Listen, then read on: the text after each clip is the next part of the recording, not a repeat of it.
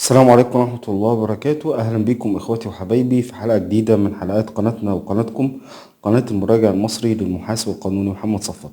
النهاردة فيديو سريع عن جزئية جديدة اللي هي تم نقل مقر الخاص بالقيمة المضافة للمقاولات، نشاط المقاولات. والقيمة المضافة دي كانت مقرها كانت خاصة بجزئية المقاولات، ودي تم نقلها عن طريق رئيس مصلحة الضرائب في القرار رقم 565 لسنة 2023.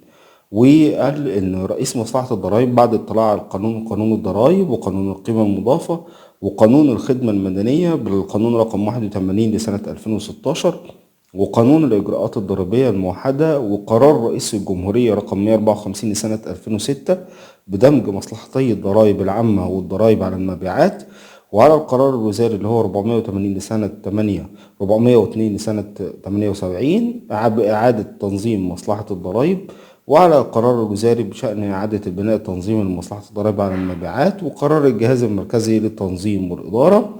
كل ده خد على أساسه القرار بنقل مأمورية ضرائب المقاولات اللي هي القيمة المضافة من مقرها الحالي اللي هو كان موجود في 1377 كورنيش النيل في أبراج أغا خان في القاهرة، اللي كانت قريبة من محطة المظلات اللي في شبرا الخيمة.